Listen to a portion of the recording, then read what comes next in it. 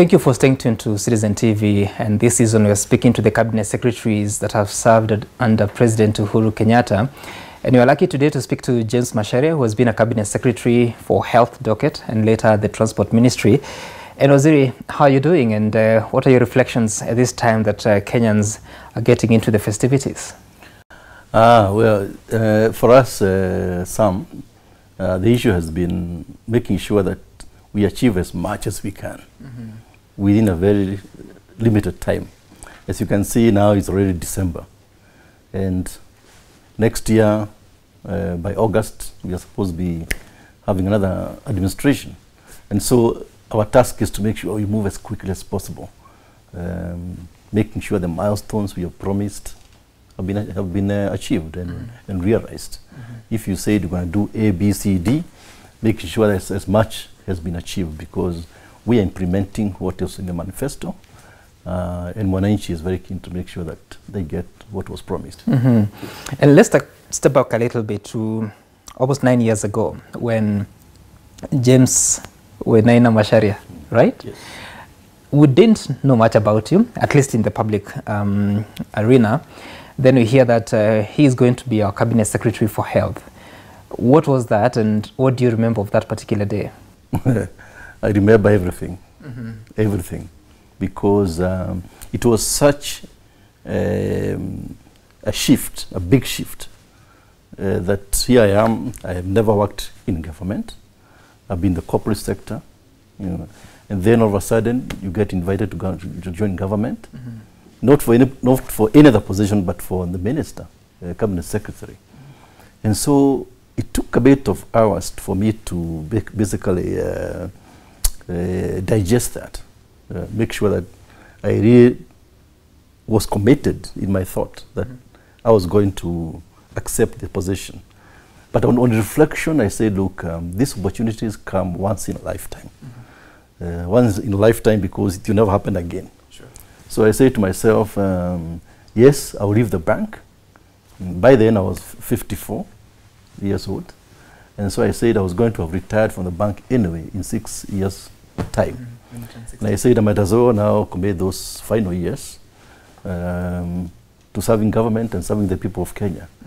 And it's true, it was serving because you had to make a sacrifice in terms of how much you're going to earn.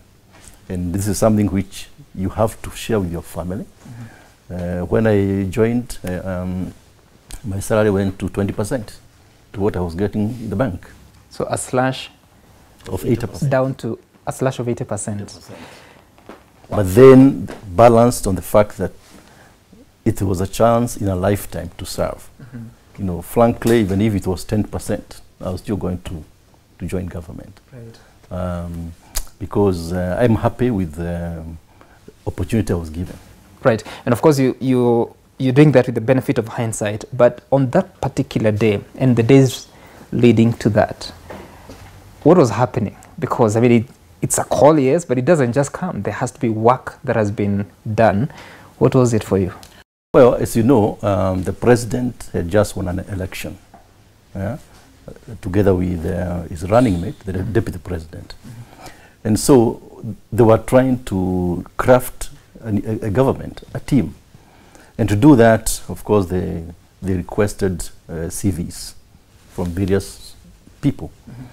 And I remember a week before, I was called. I was in Tanzania on duty because one of the bank I was working for had a subsidiary in Tanzania. And somebody called me and said, we have been asked to get some good CVs. And I think you have a good CV. Can you forward to us your CV? Same day. And so I quickly updated on my laptop and sent to this gentleman the CV. But I didn't think about it again because I thought it was just a routine thing. Right. I never thought it would end up with a telephone call. But on the day when I was called, yes, in the morning, a few politicians were calling. I think by then rumors were going out. Of course, people wanting to make sure they get associated with my appointment. And so when I was called, yes, it was still a shock because I never believed it would happen. Right. I never even briefed my employer, because when you go to State House, you are not allowed to make telephone calls. So where were you when you received this call? I was having lunch at Fairview Hotel with some clients. Right. Clients, you know, as I said, we look for deposits, we look for business. So we took these clients. I still remember I was with the late Violet Wasuna, who was the head of one of my managers. And we had lunch, and before it was served, the call came, so I had to leave the lunch, because the president asked, "Where are you?" And I said, I was in Fairview. He said, "Oh, Fairview is very near State House. So within 10 minutes, can you come?" And the rest is history. Did you have his line, or? No, they called on a loud line. Actually, what happened, frankly, now I remember very well, the call came, and I ignored it, because I didn't know the number. Right. And I was having clients. Then I got a message saying, "Can you please pick the call when it comes next." And when it came, it was the President's Secretary on the line, and put through to the President. And so, as I said, the rest is history. Did you know each other before then? We met a few times, As I say, in the corporate world, especially if you're in the banking sector, you meet almost everybody, because you go to market your business. Right. We have cocktails, we visit clients, and so I may have visited the President and other people as clients. Okay. Yeah. And so now you get to State House. Who are you with? Going to State House, you know, you are put in a room. I found 3 other people there. One of them I knew, Amina Mohammed.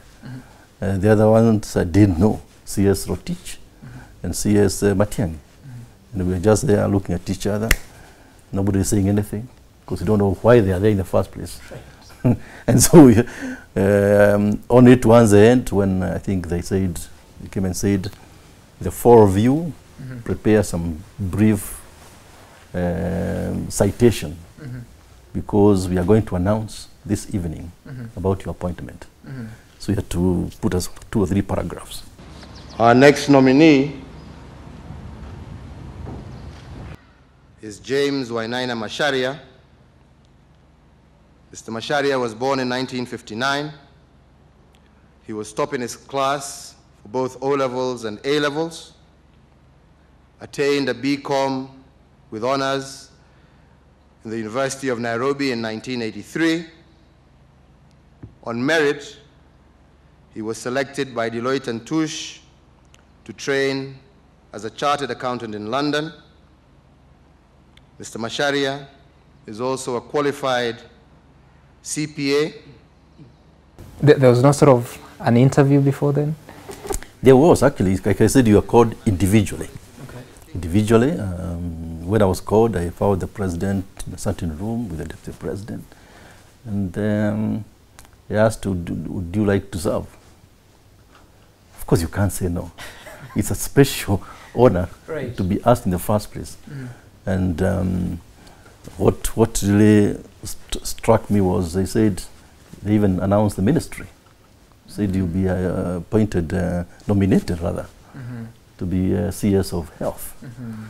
Now, that's a bit I had to do a lot of reflection quickly.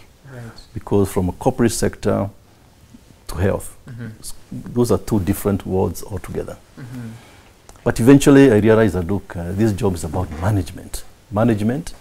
And so you can do any job, so long as you have a managerial talent. And this is what made me transform from a corporate executive in the banking sector to a health CS. Yes. So for you, what is the striking difference between working for the corporate world and now working for government that is also embroiled in political policies? That's a very, very, very big question. And I would rather maybe discuss with you outside there. Okay. It's a very deep question which requires a lot of reflection. Okay.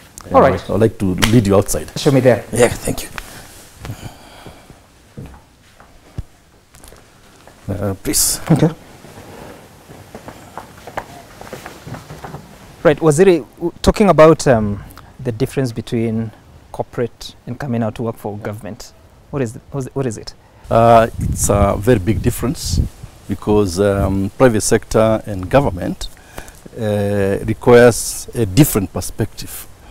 In the private sector, you are actually driven by profit, to make profit for your shareholders. In public service, you are driven by the need to provide service, which sometimes cannot be quantified in money terms. So you have to look at things very, very differently. Things change very quickly in public service, whereas in private sector, it's very structured. You know what's going to happen every day, what's going to happen every week. But in public service, you find you wake up one morning, God forbid it could be a disaster or something has happened. So you have to adjust yourself very quickly. So quickly. Yes. Right, and if you reflect on what those adjustments were like, because this day you're the boss of a bank. Tomorrow you're working for a ministry. How did you do that? Well, what was going for me basically is because I'd worked in very different environments, you know, in London, in Zambia, Tanzania, and that ability to adjust helped me a lot in terms of now moving from the private sector, the bank, to the ministry. The good thing is that there's one common denominator, and that is ability to manage, so management. And that's why they said you don't have to be a doctor to be a CS of health. Right. Even now, we have Mutahi, who is not actually a doctor. Right. And so it is the management aspect which is very, very important, because you are managing people, you are managing resources, you are managing operations. And how now to reconcile the public expectations, because we are such a political country. There's even a time that people are saying that we need ministers who sit in parliament because they understand the issues of Mwananchi. How have you managed now to close that gap? You see, for Mwananchi, so long as you deliver what they expect. Yeah. If you say roads, you've done the roads for them. If it's a health sector, you provided universal health care. So long as you provide that, then you don't have to be a politician. And as you know, our structure helps a lot because we have committees in parliament where we go to answer questions. But because of that, you need to reflect a lot on a day-to-day basis. Yes. Okay, yes. let's proceed and see how much more we can talk about. Oh yeah, 5. So that means 5 principal secretaries. 5 PSs. How do you deal with that? And previously, there used to be a minister and assistant ministers. Well, right now they are CASs. But how do you deal with that? Dealing with 5 departments with such a huge budgetary allocation, how is that for a minister? It is actually very challenging because you see those 5 state departments, 4 of them were ministries before. If you take public works, if you take housing, if you take transport and roads. And it's only shipping and maritime now which has been added. But those were ministries before. But what you have to do is to make sure you have your priorities right. Because you can't be everywhere and do everything. So when you have huge ministry, you have to now decide in each state department what is the priority. What you have a big impact, and then focus on that. Then make sure you have a proper management structure where you have good people working for you, PSs who are focused and aligned with what you want.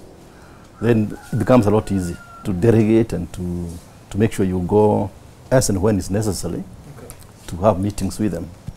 And now that you have a new structure that has chief administrative secretaries, never mind what the court said about their recruitment and appointment, what do they do within the ministry that you can now delegate to them to pursue? Because you know clearly what a cabinet secretary is supposed to do.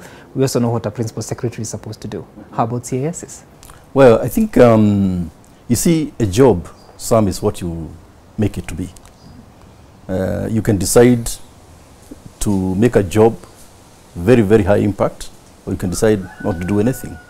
So what we've done ourselves is to make sure that I have 2 CASs. They are basically deputy ministers. CAS is a deputy minister. Deputy means you deputize. So there are many occasions when I actually send the CAS to represent me. There's one time, for example, sometime last week, I had 3 events overlapping each other. You know, one was in housing, the other one was in transport, the other one was somewhere else, the same time. So what we do now is to make sure that you send the CA, one of the CASs to represent you in one ministry, and so sorry, in one event, and another one goes somewhere else. Right. But then you also have to make sure they understand the job content, because you know when they go there, they're representing you as a minister, and so it's good to make sure they are part of your team. You do not just send them when it's convenient, right, but you make sure they understand the job itself. And because of that, when I'm out of the country, I get one of them to actually act and go through all the materials coming through, and when I come back, they report back. So nothing stops. So is it better now with them than it was in the previous term? Yes, well, as long as you make sure they are productive, they actually do add a lot of value. You see, the PS is a technical person. I mean, he's the head of the technical team. But beyond the PS, now you require somebody who can oversight when you're not there, and that is the CAS. We'll get back to the ministry that you had now, but let's rewind a little bit and talk about when you are the Cabinet Secretary in charge of health. Again, from banking sector to health. And one of the projects that you came up with was the managed equipment service. Yes, is that the title? That's right. And it was quite a bit controversial, with the governor saying that they're having their resources deducted before the money goes to the counties ahead of time. Looking back, how do you reflect on such a project that has become a burden for counties? If you had to look at, I don't know if you've been able to look at the impact they have had. A lot can be said about the MES, but the fact of the matter is it has had the highest impact in the health sector.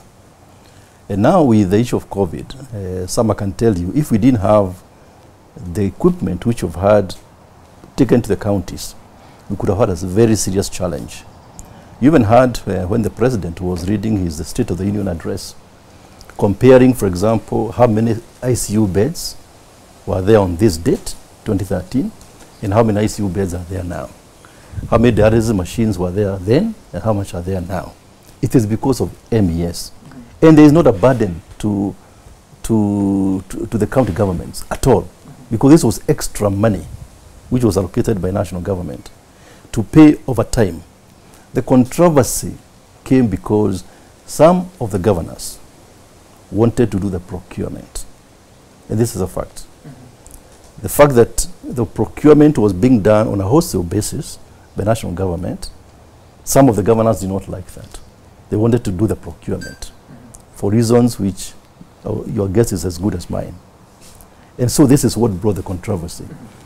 Eventually, as you know, all governors signed for the MES, except one. So it was a very good project. And you see, to make sure there was buy-in, we took the CEC of Health, CEC of Finance, into Multimedia University for 3 days to make sure they understood the MES project. And from there, they went and advised their bosses. But for those who claim that this is likely a program that was conceived by the national government for the sake of what this country has known as kickbacks, how true is that? You see, this is not even buying equipment. This is actually equipment which is for lack of a better word, leased out. So there was no upfront payment which would bring in issue of kickbacks. It was misconception, I can tell you for sure, because we didn't have money to buy all that equipment. So to make sure we gave Wananchi the service, that's why we actually call it managed equipment service. To make sure that Wananchi got the service, and then the government paid that service over time. So Wananchi would not know whether it was bought or not. The only thing is they would have the service. How long was the lease supposed to be? About 7 years. So you're almost... Yes, about 7 years. And then thereafter, then it could be negotiated in terms of extension. and so forth, so long as they keep the same standard of service. Because there was a benchmark which was going to be used, that these machines must be up and running, like say 99% of the time. The counties which were not buying into the service, they are the ones who never did proper infrastructure, like putting power and all those things. But today, if you go to the counties, it is the MES which has brought the big difference. And look at the companies involved. These are companies which you never ever discuss kickbacks with, if at all you are a corrupt person. The like of General Electric, they will never get the likes of Philips. They will never do those kind of things. How old were these machines when they came into the country? Were new. How old were they? Were new, brand new. So they were used the first time in the country? Here, in this country. Okay. And subsequently, a lot has happened in the Ministry of Health. I'm sure you watch and see what's going on. I don't know that you say, I'm glad I'm not there. But did you at any time experience what has become the cartels within the Ministry of Health? Well, there was always that issue that mafia houses, I don't know what they were calling it, mafia house. And, but you see, it's a conception, it's a misconception sometimes, because you see, like I say, the key thing is to remain focused on what you're trying to do. I don't want to draw too much into that, because of course a lot of time has gone since we were there. But I think there is a bit of misconception about those cartels issues. Okay. Right, and fast forward to now the Ministry of Transport since, is it 2015 or thereabout? Yes, 2015. And your first major project that you delivered was the SGR. And again, and I know I've asked you this question before, but there has been this never-ending conversation about how the price of the SGR was inflated. It was revised from what President Kibaki's government had set it at. Any reason why there was such a variance in pricing? No, in fact, it was never changed. You know, people talk about different numbers, but it was never changed. The figure which is there today is what was conceptualized in 2011, you know, during Kibaki's time. And that in fact, the negotiations about the figures were agreed that time, about 327 billion shillings. And there's nothing new about that. I mean, how it was arrived at, it's not like a secret. It is all there to be seen. It's been audited, you know. Have we ever heard Auditor General saying that the figure was overstated? Because those are the overseers of government, the finances. Well, we've heard from people not less than the former Prime Minister Raila Odinga. We've heard from Jimmy Wanjigi in an interview recently on Citizen TV saying that prices were inflated. They talk about different concepts. I think the key thing is differentiate politics from reality.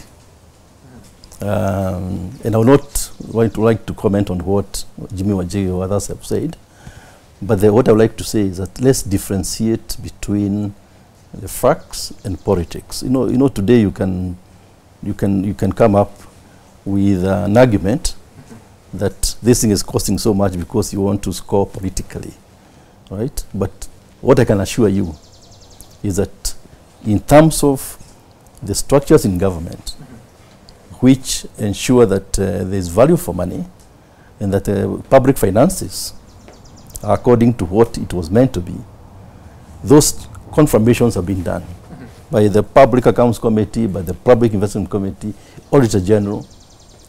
If ever you had any of those institutions raising issues about the SGR, then come to us. Because comments made on a public platform, political platform, that's not something I think we'd like to comment on. Okay, yes. And let's talk about what you can really authoritatively speak about. Initially, the SGR was got all the way to Malaba, then crossed over to the side of Uganda, and now it went up to Naivasha, and we were told that for now, that's it. Where was that decision arrived at? Because you also know that there had been some failure to commit by the government of Uganda at the very least. You see, SGR was conceptualized as a regional project, actually connecting about 3 to 4 countries, you know, Kenya, Uganda, Rwanda, yeah? So in our case, our business was to make sure that so long as those countries do SGR, then we can take the SGR to their border. But if they don't give us commitments that they're going to do SGR, then we can do SGR from here all the way to the border, and becomes a hanging project. Yeah. So it was done jointly. So when some countries went slow in terms of getting those commitments, getting those financing, so we decided, for the sake of maximizing on our investment, we'll get to Naivasha, which is phase 2A, then create a very big special economic zone, yeah, which is there and already being developed on 1,000 acres. And then from there, we upgrade now the MGR, the meter gauge, because it's much cheaper. Yeah. So what we've done is, when we reached Naivasha, now from there, we have actually done a new contract, which was about 10 billion, from Naivasha all the way to Malaba. Because Uganda also now decided they also do MGR from Malaba. So already Uganda has signed off also from Malaba to Kampala, which is being done by the same company, which was doing on Kenyan side. So that way, you can have a seamless connectivity, yeah, all the way from Mombasa to Malaba, which is what was intended, but at much cheaper cost. The good thing is that goods from Nairobi to Mombasa and vice versa, as we are now taking maximum advantage of the SGR. And the same thing will be now from Nairobi to Naivasha. That way, our investment is basically viable. It is value for money. But then from there, we do not want to do the SGR, because it will connect with the MGR on the side of Uganda. And if you can make a case for improving the meter gauge railway from Naivasha to the border and Uganda taking over from there, why then wouldn't Kenyans make a case for improving the meter gauge railway from Mombasa to the entire stretch? Yeah, good question. The point is, the volume SGR carries, the meter gauge could not actually do from Mombasa to Nairobi. Because beyond Nairobi, it's only 30% of what comes from Mombasa. Nairobi being the major industrial hub, we could not service to the MGR. For example, currently we are running like between 11 and 14 trains, SGR. With the speed of SGR, you know, the meter gauge, even if you rehabilitate it, it will not cope with Mombasa, Nairobi. And so there was still a very big case to do our side of MGR from Mombasa to Nairobi, and even now to Naivasha because of the special economic zone. Because we want to move the industrial activity from Nairobi and move as much as possible to the Rift Valley, which is Naivasha. So then the SGR then becomes a viable investment by doing that. We're talking about, is it 400 plus billion shillings for the entire stretch from Mombasa to Naivasha? Yes, about 400. 450 billion, 400 billion shillings, you say. So for us to see the return on investment, how long is it going to take us? You'd be interested to know that already is making profit. Every month, these are facts, these are the figures which we have. It makes 1.3 billion revenues every month, compared to cost of 800 million.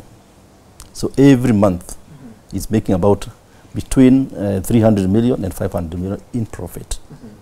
And that's why we've not had an issue, like for example, in servicing what they call the escrow account, which is where we put money to pay the loan.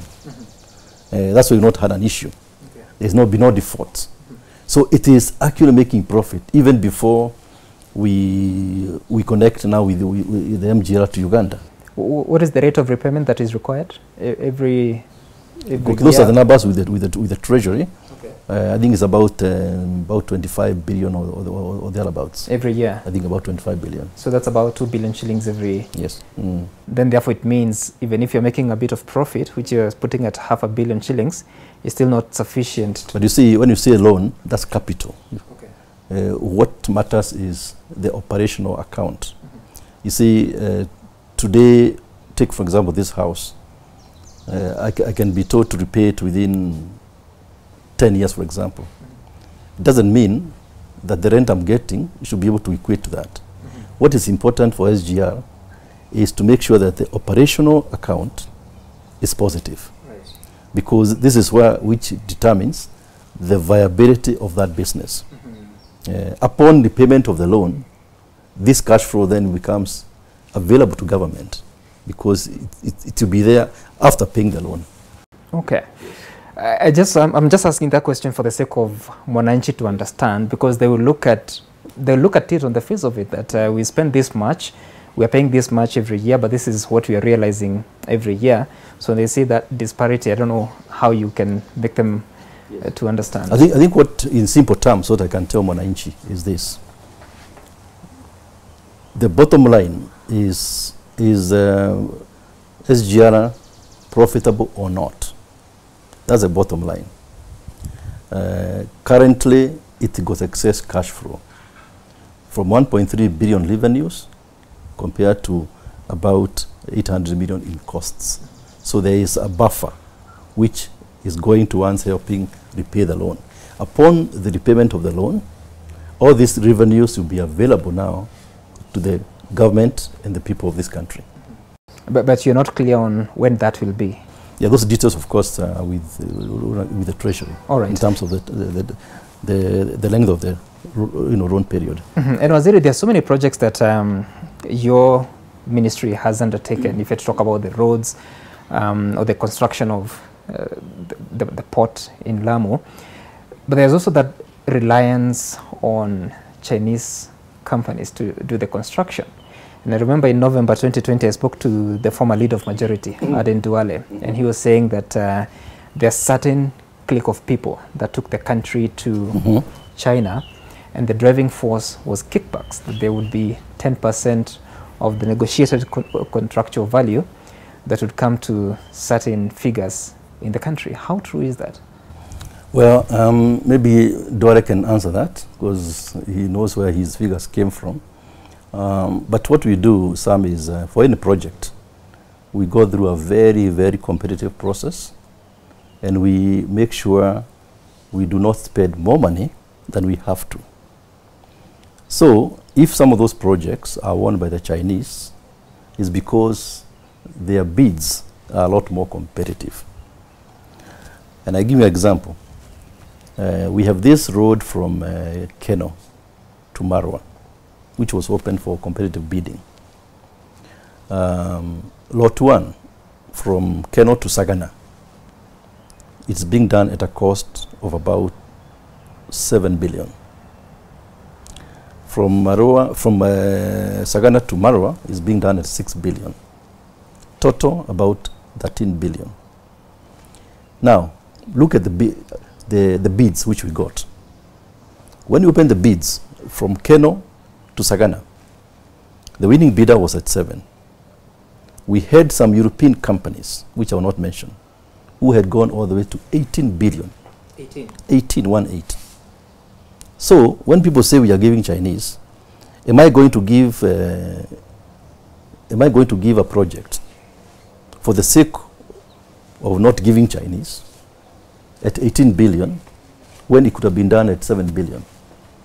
The same standard. There's no difference in the kind of work that will be done? It's us who determine the standard. We do the specs. And we have resident engineers, we have project engineers to monitor what is being done. That's the difference. That we do not want to spend more money than we have to. Apart from the cost, what makes Chinese contractors attractive for Kenya? First of all, they are very, very fast. Very fast in terms of making decisions, in terms of implementation of projects. They are very, very fast. And you just need to see some of the projects we are doing.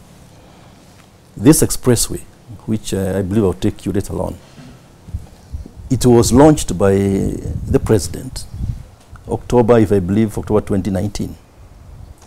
Now it's 80% complete.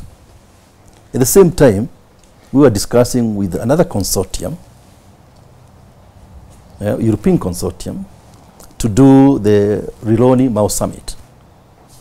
We started negotiations September 2016. We have not finished negotiations. Since 2016? Yes. 5 years now? Yes. In the meantime, we're about to finish the expressway. So the speed of doing, the way they do their work, they bring very skilled people. They put off-site facilities to do precasting and so forth. They work 24 hours. Their cost is low because they manage their cost component very well. And so this is what makes it very attractive for us. But in that, because you've given me comparison between the Chinese and the European, what about the Kenyan companies? They don't have the capacity to do these roads? What we've done is any project below 1 billion is not open to foreign bidding or bidders. That is the result for Kenyans. When we have the big projects, yes, we invite Kenyans to come and bid, but obviously they are limited in terms of capacity. If you look like the big projects you've done, like those at Keno Marwa, you know, these other, even expressway, we don't have Kenyan companies yet which got that kind of capacity. What we try to do is to encourage them to do into joint venture with those Chinese companies or other companies for that matter. But we are open to diversification. If you go to Dogokundu, for example, we are doing a very big bridge from a place called Mwache to Dogokundu, a project worth about 24 billion. It's not Chinese, it's Japanese. So it's not like we are fixated on Chinese alone. We are open to everywhere. This one from Tumao Summit, it's a French consortium. So we are open. But then again, what role or responsibility does the government bear to improve that local capacity? Because in the end, you want to spend money, but also to still circulate within the same economy, not taking it back outside the country. Whenever possible, we do it. And the examples. Yesterday, during Jamhuri Day, there was one company which was whose founder was awarded an EBS, local company called Intex Construction, the only company to do what we call annuity roads. They did the road from Gong, Kiserian, Isinya, all the way to Kajiado, Imaroro. 92 kilometers, the first road to be done at the annuity program, Kenyan company. So we encourage them. Where annuity program means? Annuity meaning there's annuity fund which was set up, funded by the fuel levy. And what happens is annuity, we pay, the contractor does the investment. And then we pay them from that annuity fund. Yes. Meaning it's almost like now a PPP. You pay them beforehand or it's progressive? They put their money first, finish, they borrow money from banks. Like that one, they borrow money from KCB, all these other banks. And then they put their investment on the ground. And then when they're finished, then we pay them over time, about 8 years. Okay. I had a conversation with a team of engineers not so long ago, and they would tell you that, yes, there's a lot of construction going on, but they don't find their professionals being incorporated into these projects so that they have the skill. So how will the country progress to the next level of doing its own projects if you don't have that framework of even training our engineers with the works that are going on at the expressway? Okay, I'm surprised they would say that because whenever I go to inspect in a project, the resident engineer is always Kenyan. The project engineer is always Kenyan, without a shadow of doubt. What our engineers need to do is to make sure they get registered as engineers at the shortest time possible. Because you see, it's one thing doing a degree in engineering, it's another thing being now registered as an engineer. There are many engineers here who have finished university, but have not been registered. So we are encouraging them to register because that's what now gives them the right to have certain positions done. It's almost like accountancy. You can do accountancy at university. If you don't do CPA and be registered as a professional accountant, then there are jobs you cannot do. The same thing with engineers.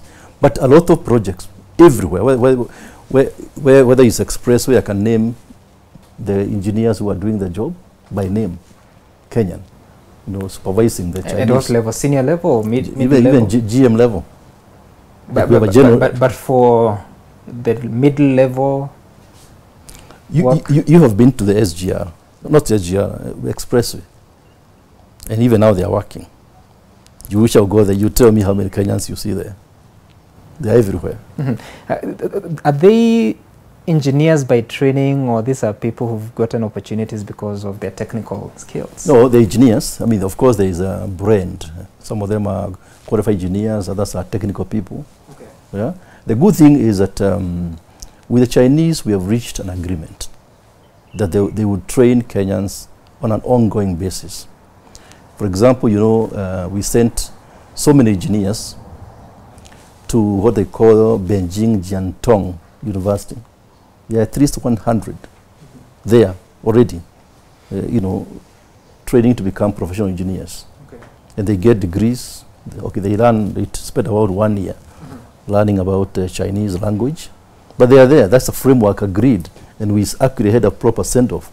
And every year we are sending those engineers to China. Okay. And Waziri, in the law there's a requirement that for international tenders, there has to be local content of about 40%. If I'm mistaken, you can correct me. How have we ensured this? That you have, yes, big projects, talk of the expressway, the SGR, but 40% of the content is coming from Kenya? Well, it's project by project, it does matter. We do have that requirement where, for example, it is a requirement that you have to have 30% or 40%.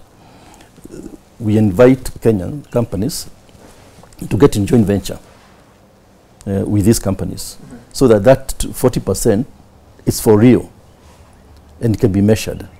So that is there, that is happening. Is it happening? Oh, it is happening, it is happening. I can tell you for sure, for sure. Even SGN, phase 1, yes, there was an issue because I think by then those things were not formalized. But phase 2A, there was that 40% auditable as to how much local materials, local labor, or whatever it is, right, to make sure they go the 40% minimum. Let's talk about expressway, because you've mentioned it a couple of times, but I'm interested to know, how was this idea birthed or conceived? In a very interesting manner. In a very interesting manner, because I recall it was early 2019, and we've been sent to China to finalize some issues to do with the SGR. And when we were in China, we arrived, and then Beijing airport, we were taken to Beijing city. It took about 25 minutes because this highway had 6 lanes on both sides. And when we did dinner, we asked our hosts, how did you do this? This road is fantastic. It took us 25 minutes, a very long distance. They told us that road is on their balance sheet. It's their road. The same company we went to see for SGR. So we asked them over dinner, would you consider something similar for Nairobi? And they reflected on it the same evening. They said they have been to Nairobi, whereby the president of the company had been stuck in a traffic jam for 2.5 hours from Jomo Kenyatta Airport to CBD Nairobi. And so it did not require a lot of convincing for him to know that we have a problem here in terms of traffic, meaning that problem can be converted into an opportunity. And so we agreed the same night that in principle they look into it. And I did call the president, our president, the same evening. And the president was actually quite excited about the idea. And the same night he called the finance CS Rotich, and asked them to board a plane and go to China and join us so that we could discuss now the financial modalities of how the PPP could be done. And the rest is history. They sent, within 2 weeks, a team to do a census of the vehicles passing through that Mombasa Road from Jomo Kenyatta Airport. And on that day, they counted about 30,000 vehicles.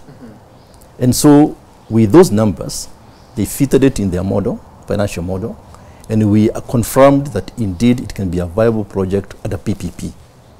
And so they started looking for their finances. By October 2019, it was launched by the president. Earlier, we took a tour of the expressway that the Cabinet Secretary says is at about 80% completion, taking a tour of what is becoming a transformation of the city of Nairobi. A project of 65 billion shillings where Kenya is not borrowing a single cent. And this is what we want to do for other big projects. And so we are very happy that indeed we are not leaving a burden to Kenyans in terms of debt for that expressway.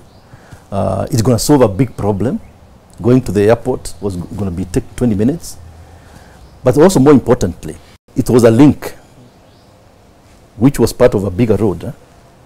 Now, if you go all the way to Machakos turnoff, in Machakos, we are drawing that road all the way to Athi River. It's a separate contract. Then from Athi River, we now go on the expressway, Mororongo, all the way to James Gishuru. Stop. James Gishuru to Rironi, we have another project, which is now 95% complete. Yeah? Take you to Rironi. And then from Rironi, we are doing now the very big project, which will be taking us all the way to Mau Summit. So this expressway was a very major missing link. That aspect that you'll spend almost 70 billion shillings and the Kenyan will not be required to pay in form of a debt. How then does the contractor recover their money, and for how long? Yeah, if we did not do the PPP, what could have happened is government could have gone and borrowed the money, 70 billion, which then Kenyans will pay with interest over time.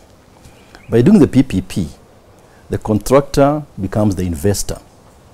They look for 70 billion shillings. They do the roads, and then we agree the model, financial model, how they're going to recover their investment. And so they'll be doing what we call tolling. Anybody using that road, you have to pay a fee. Our job is to make sure that fee is affordable by Kenyans. For example, all the way from Rorongo to James Gishuru is a distance of 27 kilometers. And the charges will range from $1, which is about 100 shillings, to $15, which is about 1,500 shillings, depending on the length you're using the expressway and depending on the size of your vehicle. Your vehicle and my vehicle saloon, it will be $1 from one exit to another exit.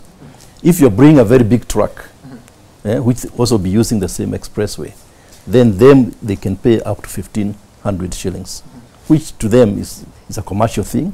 So obviously it is value for money for them. So the investor will collect the toll over 27 years, recover the investment, then hand over that project back to the government of Kenya at zero cost. And Waziri, outside this country, the tolling is automatic.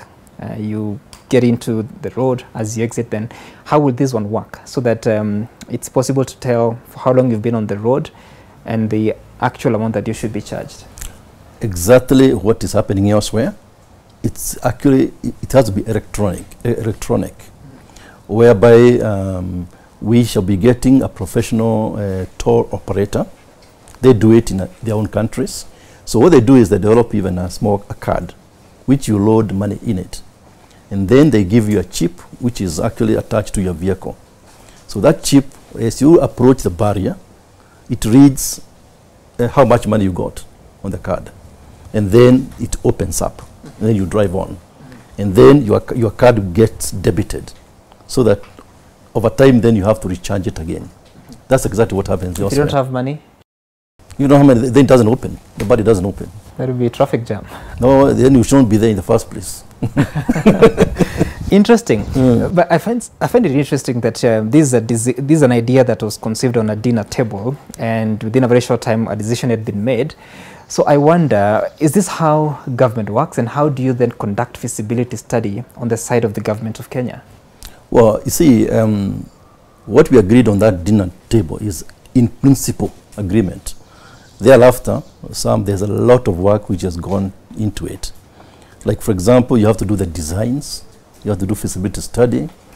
If this company is borrowing money from their banks, they must also present a viability or feasibility study to make sure that the bank is lending them money on a viable project. So a lot of work goes into that. It's not as simple as it looks. By the time you start the works, a lot of work has gone into it in terms of the specifications, making sure that the quality of the work is good. For example, for this expressway, the quality is even monitored all the way from China, Beijing. There is a scanning which is done on every equipment which goes there. It is scanned, and that scan the message is sent all the way to China. They check the quality of the actual equipment, or if it's the steel which is being used. If it's not up to standard, it is not used. Because we have to be mindful of the safety and security of this expressway. Right. Yes. You know, what was your first degree again? My Bachelor of Commerce. And here you are talking about roads. So what is this transformation that you had to go through to understand these specifications, and because you carry a very serious responsibility, so that as you commit any resources, that you're well vanished with the details? Well, it's every job you get into. Like I told you earlier, even when I was in the health sector, the same thing happens now. Even the minister concerned in health, he has to understand the basics. The basics, even if you're not a medical doctor. The same thing with us in terms of roads. I know now the basics in terms of how the road is done, you know, what they call the surveys and sub-bays, all those things. You have to appreciate all that. And because of that, then you get good people working for you, who are technical engineers, you know, to be able to guide you in terms of now the aspects which are too technical. But yes, you have to know the basics. And Waziri, look, in this country, the past 9 years under the presidency of Uhuru Kenyatta, we've been treated to different styles of working. The moment we talk about a President Kenyatta who doesn't get along with his deputy, what has this meant for you as a cabinet secretary working for a government where you are recruited by the two bosses who understandably are not getting along now? You know, we only have one presidency. And the head of that presidency is a president. So you don't have to get into politics of who is working with who, as long as you know that you have one government, you have one presidency, with one set of objectives, with one manifesto, which we are trying to implement. Other issues become political and we are not involved in all that. Yes. And how would you compare between the workings of the government in the first term versus the second term? When is it that you've been able to achieve more?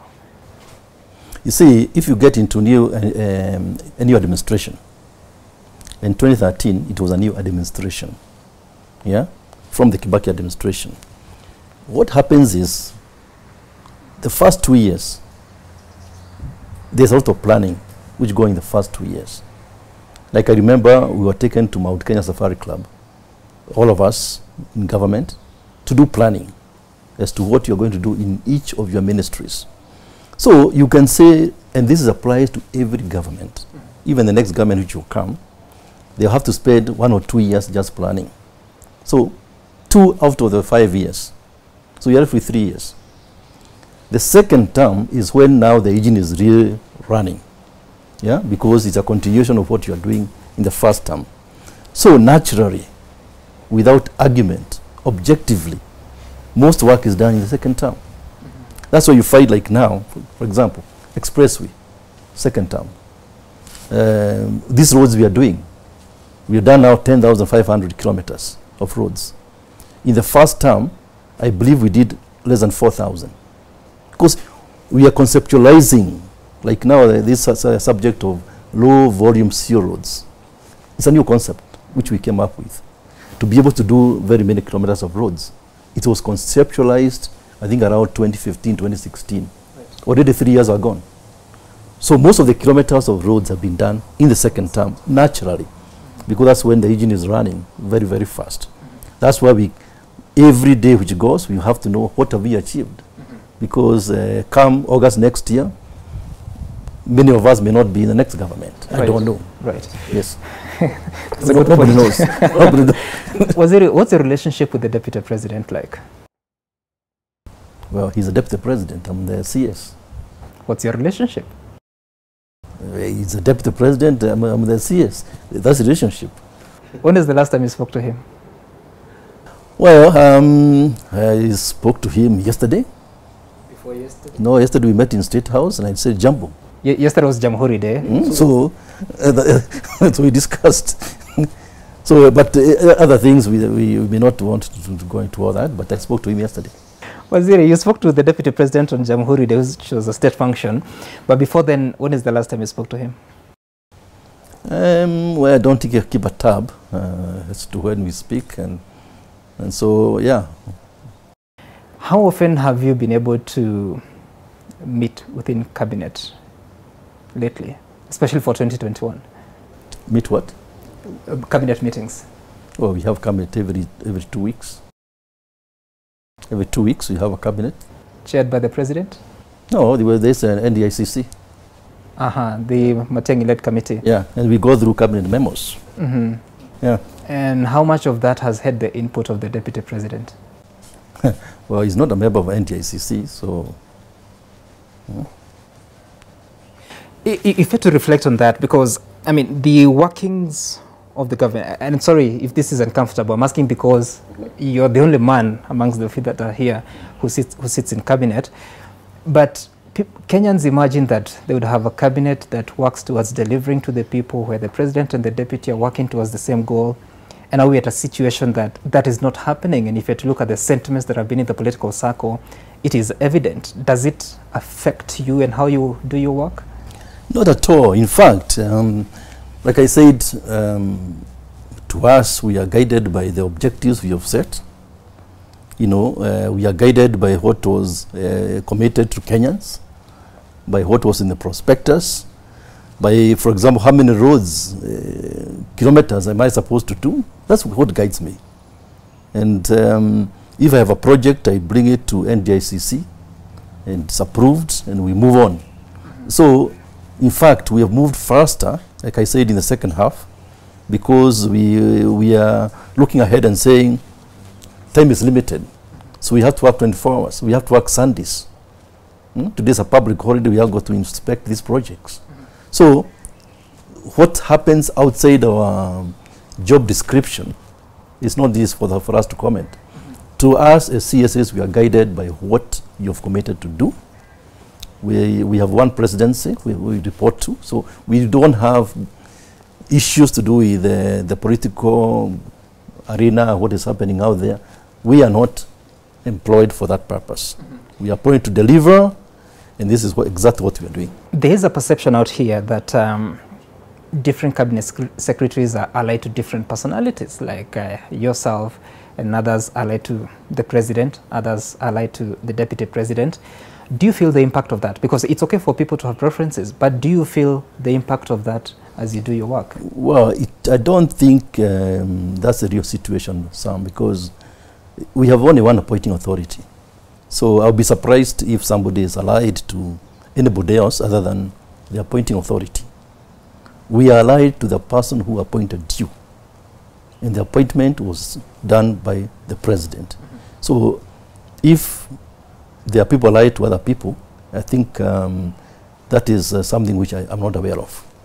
There will be an election in August 2022, and Kenyans will have to choose who succeeds the president and who will be responsible for constituting a cabinet so that they can sit in the seats that you're sitting. What, in your view, would be some of the checklist that Kenyans must get in electing who succeeds President Kenyatta?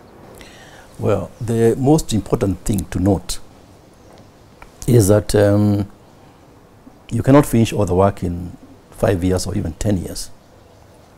There will be work in progress. To me, now talking as a Kenyan, not as a CS, as a voter, and what I would advise people is to vote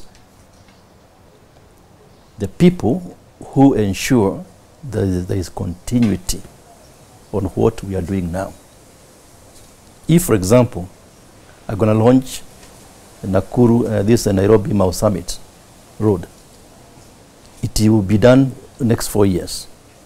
I want to be assured that the government which will be there will complete that project, because it's a major, major piece of infrastructure. And so I'll be guided by the composition of that team, which will make sure that those jobs are completed, not just in my sector, but across the entire government. So I'll be advising people, if they can take my advice, to make sure they cast their vote where we shall get assurance of continuity. Mm-hmm. And when you look at the field as it is now, there are few presidential hopefuls. Do you see any person who, or persons who can further that idea? Well, they have not yet given us their prospectus. When they do give us their prospectus, then we shall be able to judge accordingly. I have an idea, but I will not confirm until I see the prospectus. You have an idea. Waziri, a few of your colleagues recently attended a meeting of Mount Kenya Foundation, talking about CS Munya, Joe Musheru, Margaret Kobia, Cicely Kariuki, and other PSs and CASs, and they sort of endorsed the candidature of Raila Odinga. Then the following day there was a meeting at Kasarani, Azimio la Umoja Convention, and would appear to be in tune with what Raila Odinga is trying to do. And there has been complaints that these are cabinet secretaries engaging in politics.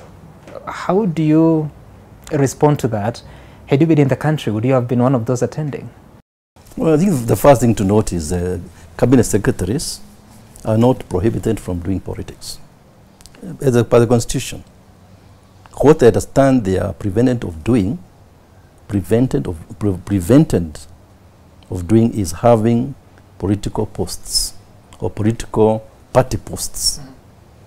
So, because end of the day, you're also a Kenyan, you have a right to express yourself as you may wish. So, I will not answer for those who went there, because you know, I'm sure you'll be able to ask them. But obviously, somebody has got a choice. But when that choice is made in such a polarized political situation, yet you hold a national office where you're delivering services to none of the political sides, aren't you worried about that perception? You see, once again, I go back to the issue of prospectus. Prospectus is actually a political document. So if you are CS, you cannot be seen to be divorced from that political document, because you are minister, you are supposed to be implementing that document. And at the end of the day, we shall be allowed to vote. I'll be voting myself, and I'll be advising people how to vote. But how we vote, it will depend on how you assess individually, the prospectus will be given to you, yeah? Then you decide yourself. But that is something which is yet to come. Okay. So had you been in the country, would you have been at Kasarani? That's hypothetical now, because I wasn't here, so. I see what you're doing there. Yes. But Waziri, so much experience running government, corporate, a bit of political experience.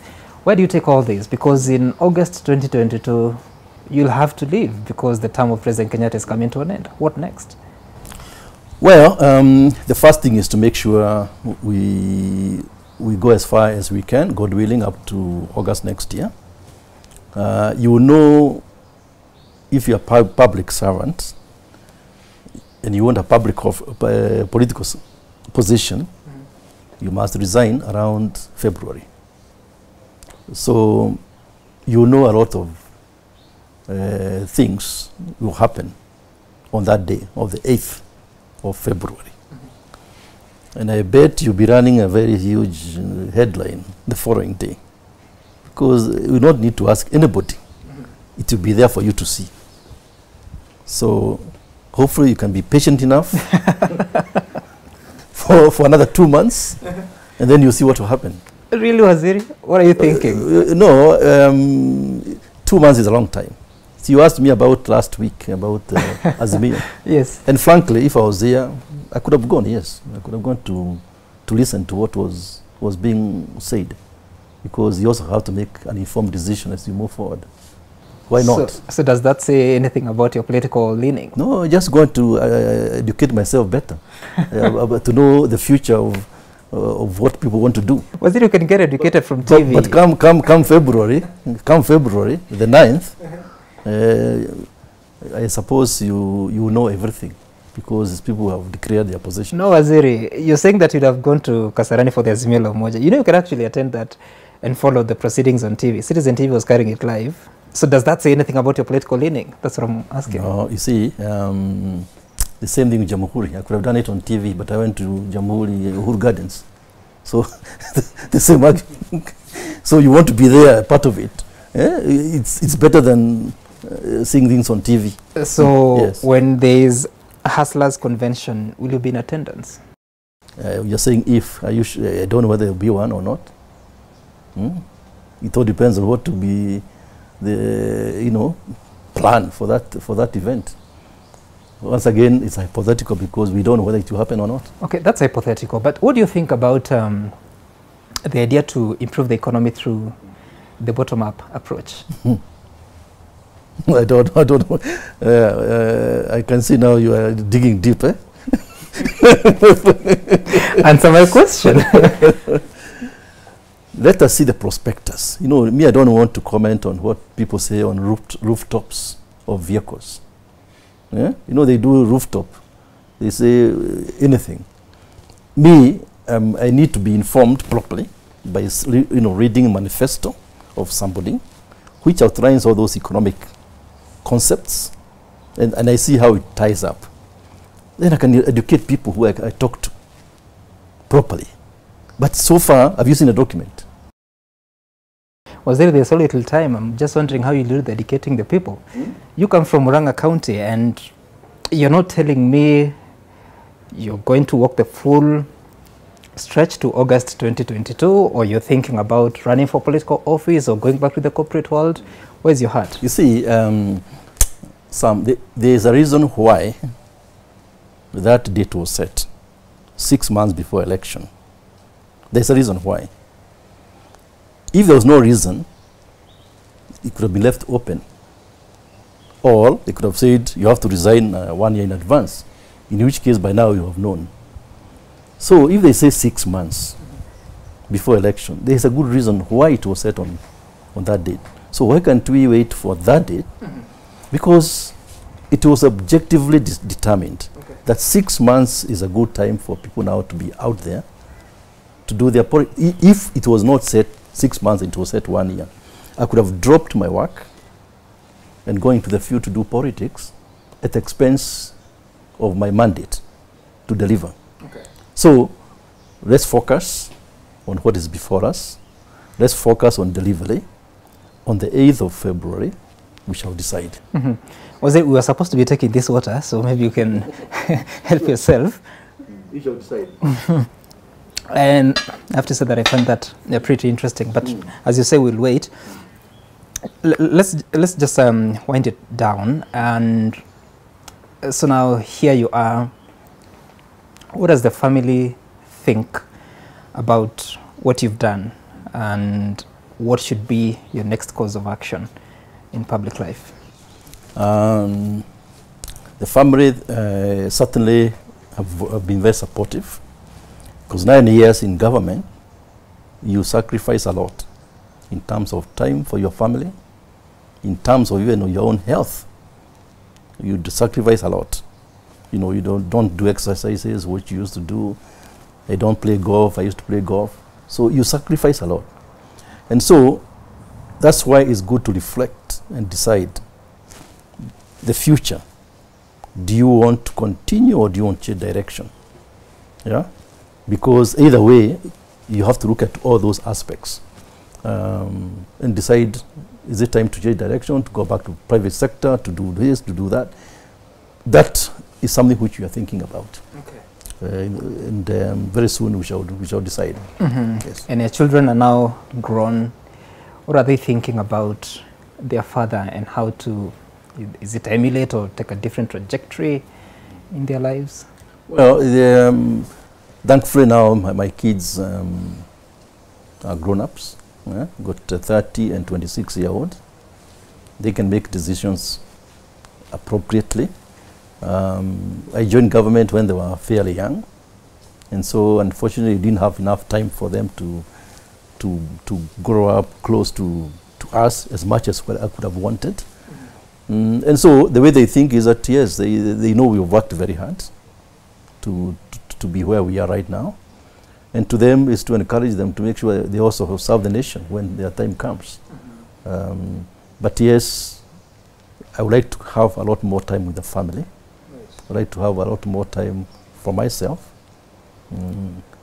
because there's a limit as to how far you can go in terms of public service. That's why they even say, even some of these jobs, you cannot do it more than 10 years. Whether you are governor or president, there's a good reason for that, because beyond that, you start getting diminishing returns. That's very interesting. All right, thank you so much for allowing us to be here and have this conversation with you. And maybe we can just sum it up by you speaking to Kenyans, especially on the festivities. This is a time that Kenyans really travel up country, and so much happens during such a time, especially in the transport sector. Yes, certainly. Already we started to see some of these adverse occurrences where, for example, accidents and so forth. We would like really to impress on Kenyans. Life is precious. And you have to make sure that if you are a driver, for example, life is precious more than money. And so people have to be diligent. Always remember you are carrying lives and not bags of maize and so forth. And so you'll be extra careful, all of us.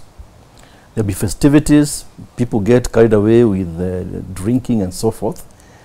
You have to know that your life and life of the people around you are an abound priority. Let's go back to the villages, those who can. Support the people in the villages, support the people who are needy, the elderly, the physically disabled, physically challenged. Let's be a time of reflection. Make sure we give back to the community as much as we can. Above all, stay safe. Above all, whether it's through accidents or through COVID transmission, because this is a time also when we get a lot of this transmission, because people do marry and do whatever. The Ministry of Health has done very well to contain the transmission of COVID. We don't want that to escalate during these festivities. Waziri James Macharia, thank you so much for your time and for allowing us to your beautiful place to have this conversation.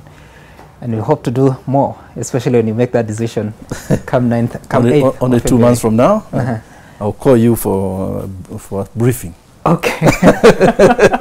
Either way, tukunywe chai kule, halafu nimwambie mambo itakuwa namna gani. Okay, asante sana. Merry Christmas. Thanks. Merry Christmas to you and Merry Christmas to Kenyans. All right, that has been Cabinet Secretary James Macharia, in charge of transport and so many other ministries that he's responsible for.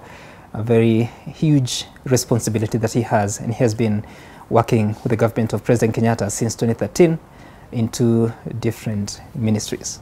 Bye for now.